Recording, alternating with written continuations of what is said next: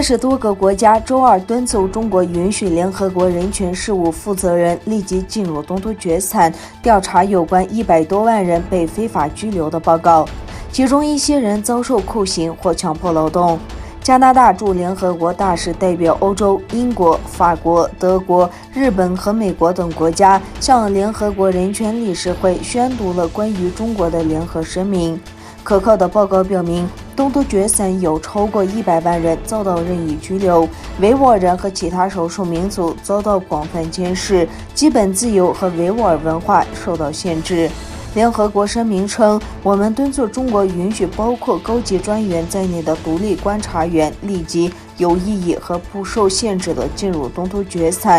声明补充称，这里指的是联合国人权高级专员巴切莱特。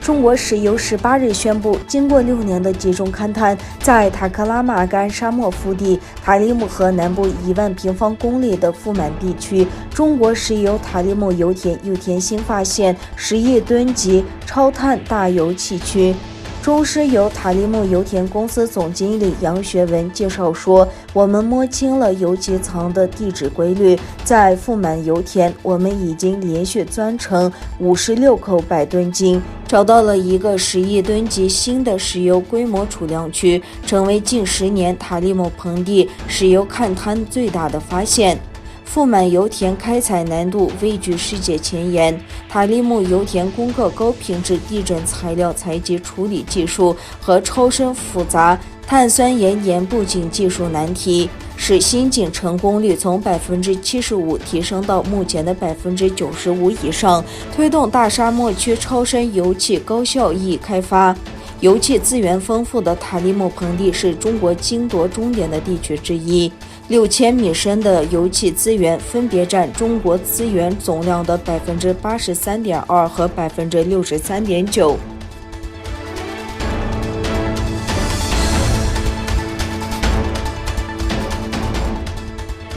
加拿大和中国星期二在联合国人权理事会上互怼。加拿大总理特鲁多表示，加拿大面对历史错误而愿意改正，中国却根本不愿意承认错误。中国驻联合国公使蒋端带领包括俄罗斯、伊朗、朝鲜、叙利亚、委内瑞拉等国共同发表声明称，我们呼吁针对原住民的犯罪展开彻底和公正的调查。从历史上看，加拿大争夺原住民的土地，杀害他们并消灭他们的文化。加拿大总理特鲁多亦在记者会上回应此问题，称两国在处理少数民族获得不公正待遇的问题上乃天壤之别。特鲁多说，加拿大和世界都很关注中国当局对维吾尔人的系统性虐待和侵犯人权行为，他们在中国没有发声的权利，因此我们为他们发声非常重要。在加拿大，我们有一个真相与和解委员会。中国的真相与和解委员会在哪里？我们积极挖掘真相，表现出开放性和承担错误的责任心。而中国的真相在哪里？中国甚至不承认有问题，这是一个非常根本的区别。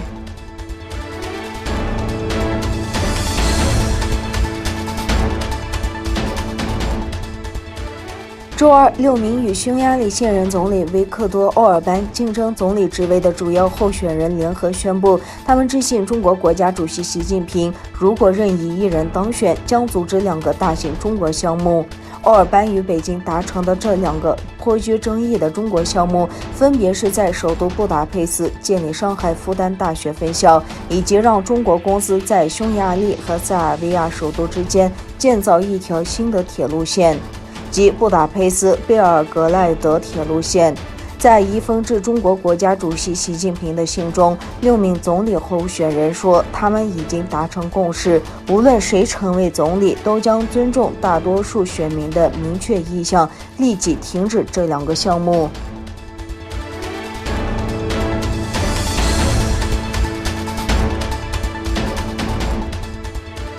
新冠疫情持续至今，病毒的起源仍是一个谜。由于美国政府下令情报机构进行溯源调查，新冠病毒实验室泄露的看法再次引起注意。另一方面，中国2021年度杰出科学奖宣布出品结果，中国科学院武汉病毒研究所入选。据英国《每日邮报》报道，武汉病毒研究所已获得中国科学院2021年度杰出科技成就奖提名。美国一直要求对该实验进行独立调查。